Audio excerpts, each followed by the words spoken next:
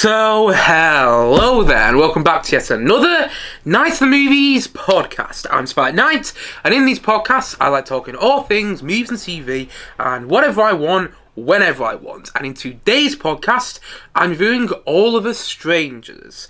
But just before I do that, I should say what I say at the start of every podcast I do, which is, if you are watching this podcast on YouTube, hello to my viewers, but prefer to listen to your podcast on Spotify, well, even look, as you can also listen to this podcast on Spotify at Night of the Movies on that platform. And if you are already listening to this podcast on Spotify, hello there to podcast listeners, then you can also check this podcast out visually. Yes, you can watch this podcast on my YouTube channel at Night of the Movies on that platform as well. Likewise, whatever you may be watching or listening to this podcast, don't forget to like and subscribe if you enjoy the podcast, of course.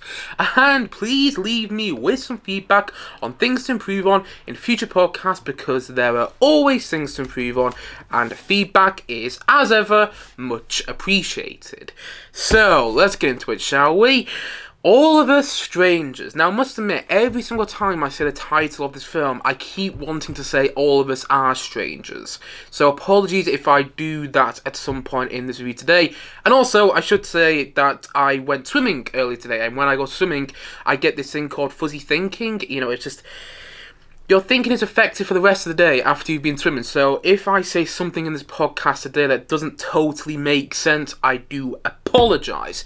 But anyway, All of Us Strangers. This is a film written and directed by Andrew Haigh, and it stars Andrew Scott, who I will always know as Moriarty from the BBC Sherlock series starring Benedict Cumberbatch and Martin Freeman. I will always know Andrew Scott as Moriarty from that show. But he also starred as the hot priest in Fleabag. I must admit I haven't seen Fleabag. This film also stars Paul Mescal, who many people know from Normal People, which I haven't seen. Jamie Bell, who first made, his name with Billy Elliot and is still acting now in films like this.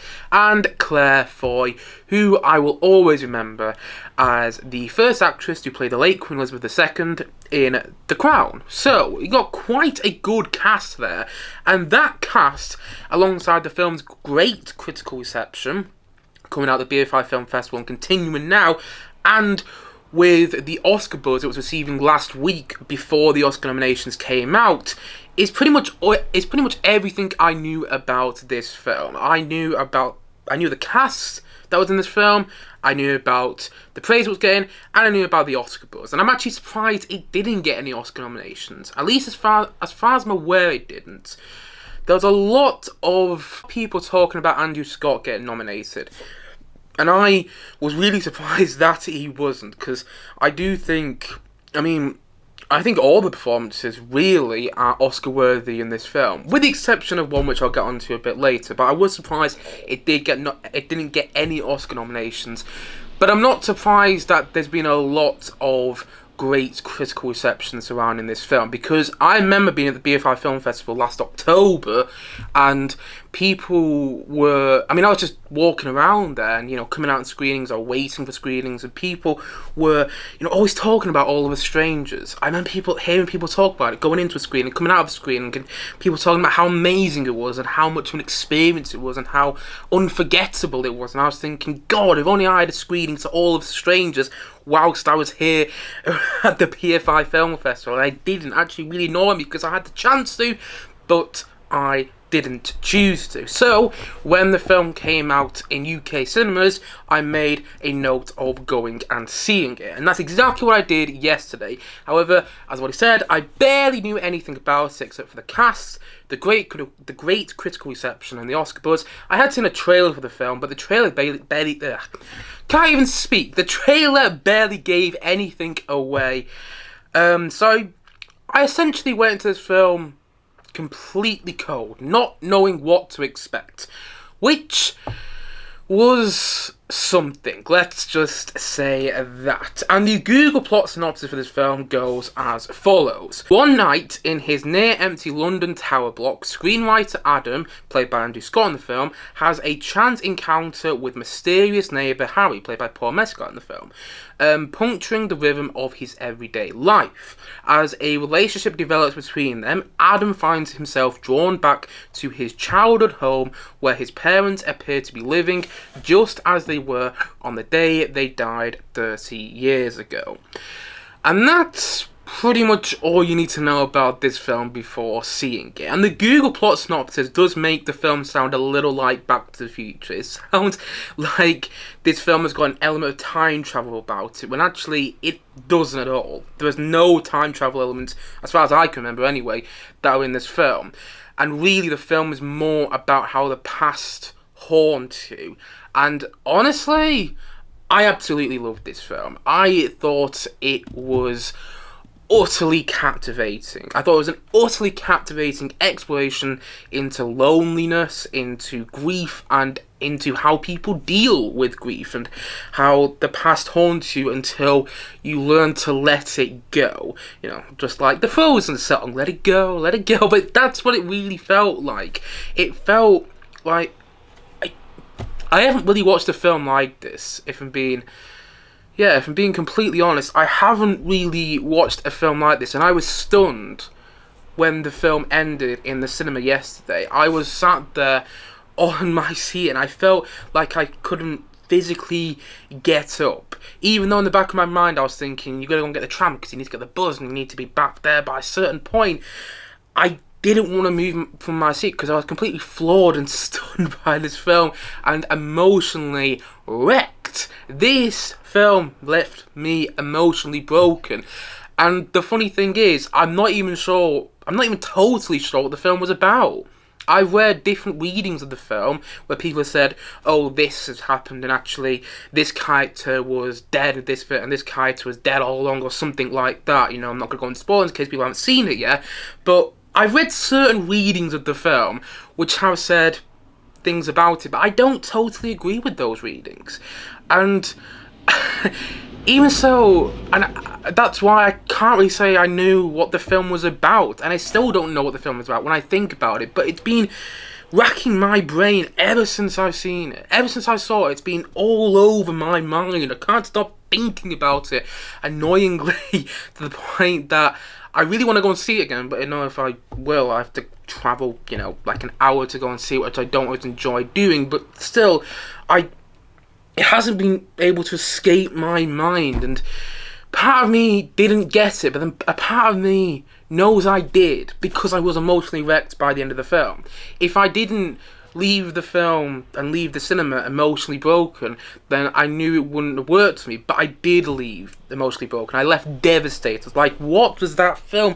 It completely caught me off guard, and I think the reason it caught me off guard is how, as I've already mentioned, how it explores, how it utterly and captivatingly explores loneliness and grief. I think we've all been lonely at some point in our lives, and I definitely have, particularly on a Sunday.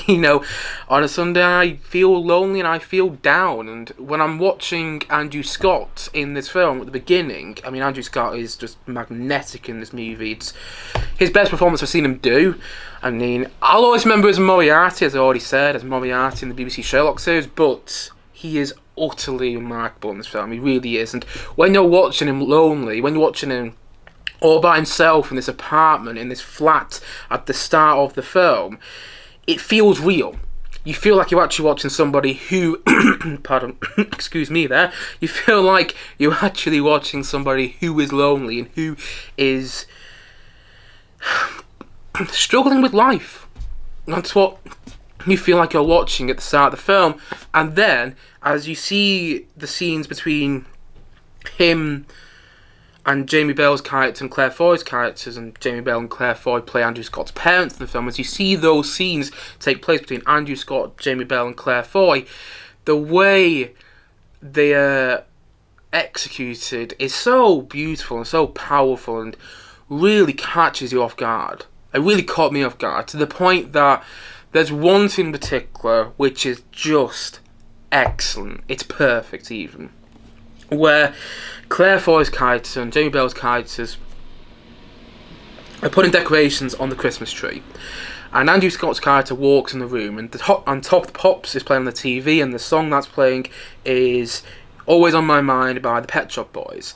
And as Andrew Scott puts decorations on the Christmas tree with his mother and father in this scene, Claire Foy's character, who plays Andrew Scott's mother, starts singing along to the song whilst looking at Andrew Scott's character. And I probably explained the scene awfully, and it's one of those scenes I don't think you get until you see it in the film. In the context of the film, it's so emotionally powerful.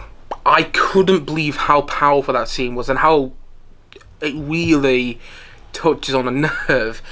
And I thought this film gave a very realistic exploration into grief as well, because I've spoken about this on this channel before. I lost my dad in 2022, and I don't go on about it loads, but at the same time, when something I watch or something I listen to, like last year I listened to the latest and the last Beatles song, the newest and the last Beatles song, and it came out and it meant a lot to me.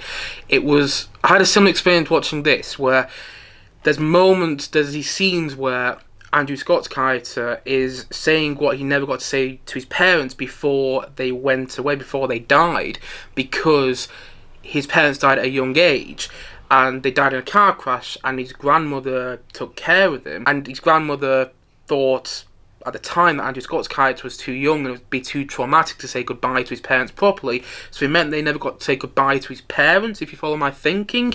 And I mean, I did get to say goodbye to my dad, but at the same time, there's still some unsaid stuff. And I think there's some unsaid stuff with anybody who slips away from you in your life, or who passes away, and that is what this film deals with very well, in exploring that and saying the unsaid and saying what you always wanted to say to somebody but you never had the courage to. And there's a scene between Andrew Scott's character and Jamie Bell's character where that is really touched on, and there's a scene between Andrew Scott's character and Claire Foy's character where that's touched on as well. But the scene which really touched a nerve for me, as somebody who no longer has a dad, was a scene between Andrew Scott's character and Jamie Bell's character, where I was like, yeah, that is perfect. So on point. Plus, I love how real the film felt. I love how it had this feeling about it, that you were watching these, particularly in the scenes with Andrew Scott's character and Claire Foy's character and Jamie Bell's characters, those scenes felt very real to me, because actually I don't really know the reason, if I'm being honest. I don't really know the reason they felt real to me, but there was something about them where it felt like you're watching real life people interact, even though these are quite famous actors. I'm watching it and I'm like, yeah, it feels real, and even to the point that there's one moment in the film where Andrew Scott's character says to Claire Foy's character, is this real? And Claire Foy's character says back, does it feel real? In a scene between them two. And it's really, it's a moment which makes you question what you're watching. It makes you question whether what you're watching is real. But then also it doesn't matter. It doesn't matter because of the scene's working. Because the scene's working, and it's so emotionally powerful. It's hitting all those notes. It's hitting the, I don't even know what I'm trying to say anymore. But because that scene is so emotionally powerful, it doesn't matter if it's real or not, because it does what it needs to do. And I really, really loved how this film felt real. And also, I love how it's shot and how it looks. There's a visual language with this film, with the cinematography, where it's getting up and close with the actors playing these characters. It's getting really up and close in their faces. Most of the shots in the film are focused in on the characters, and a lot of the shots, as I already said, focusing on these characters' face, and it really makes the viewer focus on their facial expressions throughout the film, and it also makes it more captivating because you're watching it and you're just constantly drawn to all these characters because of the way the film is shot. And it is a slow burn. I'm not going to sit and say it isn't. For me, it was a slow burn. It started off and I wasn't totally into it, but by a certain point, actually I think it was by the first scene with Andrew Scott, Claire Foy and Jane Bell's characters, where it just clicked with me. I just went, oh, I get it. I get it, I get what's going on, and I haven't seen anything like this, and I love that about it. Excuse me. And as that carried on, it became really absorbing and such a unique experience, and an experience I haven't really had in the cinema before. It became something very special. And even though it is a slow burn, going back onto what I was saying, I forgot what I said just before, but I just remember now, going back onto what I was saying, even though it is a slow burn, I didn't mind so much, because the payoff and the way the film progresses and where it leads to, and the narrative progression, the character development with Andrew Scott's character in particular, really, I mean, there isn't anything I'll change about it. It's perfect. It hits all the notes that you want it to. I really love the soundtrack as well. Really love the soundtrack.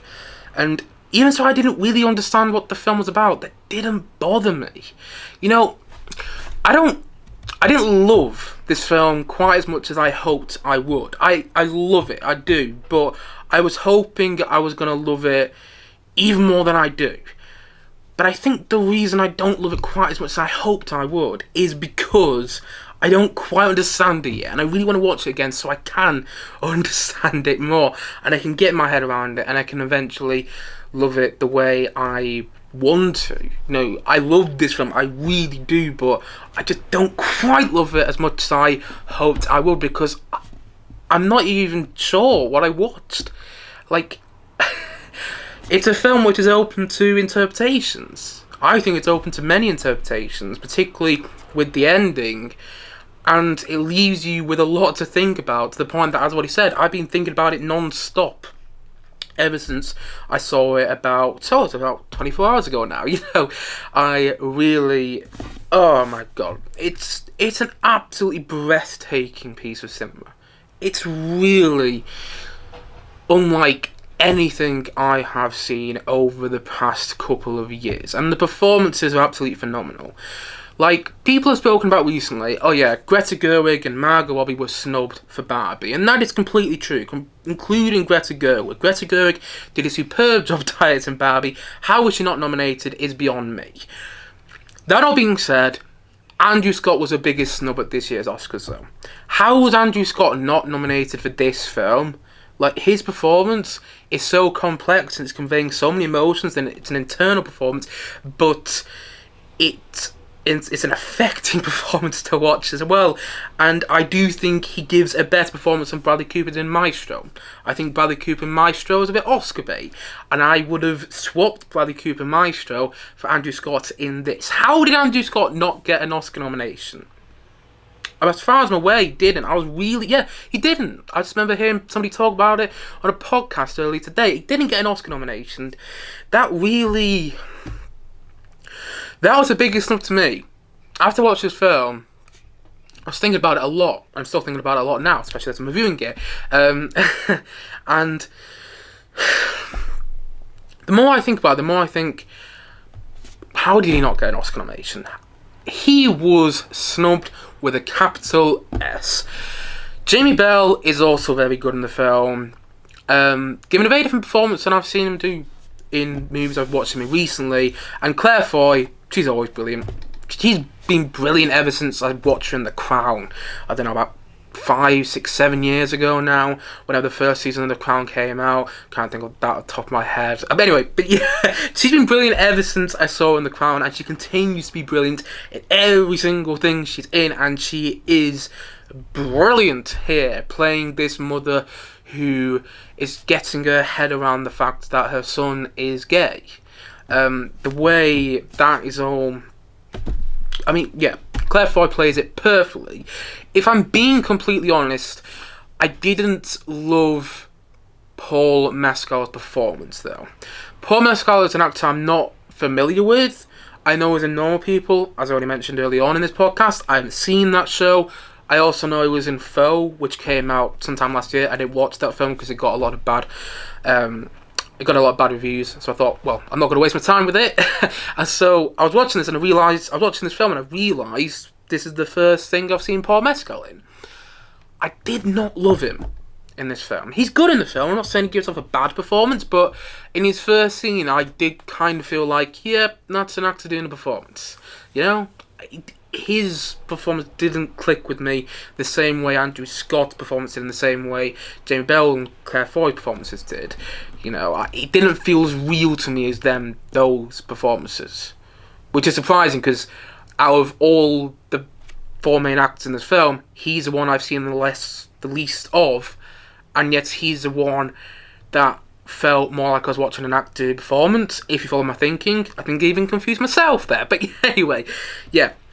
Didn't love Paul Mescal in the film, and for me, the film took a little while to get into, but other than that, they're really only nitpicks that I have criticised this film with. They're only really nitpicks, because I was really surprised by how captivating I found this film and how absorbing I found it. I haven't had a cinema experience like this, as far as I can recall, ever since my local cinema opened in 2016. I haven't had a cinema experience like that where I sit there at the end of the film, where the credits start to roll and the lights come up in the cinema, and I feel like I can't actually get out of my seat, you know, because the film is so effective, because it hits a nerve, because it's so personally emotional for the viewers, and because it leaves you with so much to think about. It's not just a film about grief and loneliness. I mean, it is, but it's also more about that. You know, I can understand why some people would say it's a horror film, even. I wouldn't say it's a horror film, but it leans definitely into that supernatural element, and it does have some horror elements about it. One scene in particular, which takes place at night with Andrew Scott and Paul Mescal's character, where they're standing outside a door. Doesn't sound that scary when I described it just then, but actually the scene, you know, it's atmospheric. It was definitely atmospheric. It was definitely atmospheric watching it in the cinema. But I wouldn't say it's a horror movie. I think it's a film about how the past haunts you, and I think for everybody that's a thing. I mean, it must be. It can't just be me. You know, over the past couple of years, the past has haunted me a lot. You know, thinking a lot about what could have been. You know, what happened at this point in my life. What would have happened if I chose this path. About, you know, how the past is haunting me, and memories that I don't want to remember, I can still remember vividly, you know, things like that. And this film, it deals with all that, and it explores those ideas about how the past haunts you in such a way which gave me a lot to think about. Yeah, it gave me a lot to think about in the best way. In the way the best films do. I loved it. I think it's mesmerisingly shot. Is that even a word? Well, you get the point I'm making. I think the way it looks is mesmerising. I think it's utterly captivating, and it is a remarkable film that I need to see again to get my head around. And I loved it. I really did. But I didn't quite love it as much as I hoped I would, because I didn't quite understand it. But I've got a feeling the more I watch it and the more I think about it, you know, maybe if you ask me in a week if I love this film, the chances are I'll say yes, you know. More than I do now. So, anyway, I thought it was brilliant. I thought it was really, yeah, just amazing. Really something. I mean, it left me speechless just thinking about it and talking about it now, you know.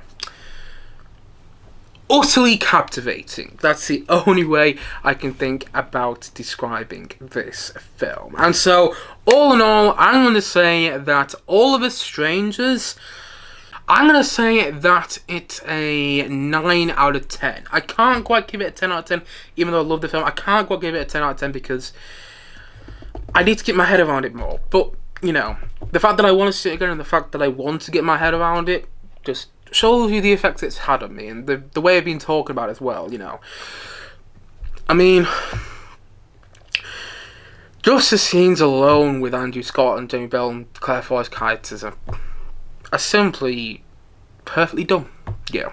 And what the film's about and the twists and the ending, it left me stunned. It left me floored in the cinema. It was a very unique cinema experience. I can't really think of another word for it other than unique. It was a very unique cinema experience, and I mean that in the best way possible. And yeah, it really it left an impression on me, as I'm sure you can tell if you're watching this podcast or listening to this podcast today. And so, all in all, as I've already said, I loved this film. I found it to be utterly captivating. I found it to be an utterly captivating exploration into loneliness, grief, and learning to move on and learning to let the past go. And so, for that reason, as I've already said, and as I'm going to say once more, I'm going to say that All of Us Are Strangers is a 9 out of 10 from me.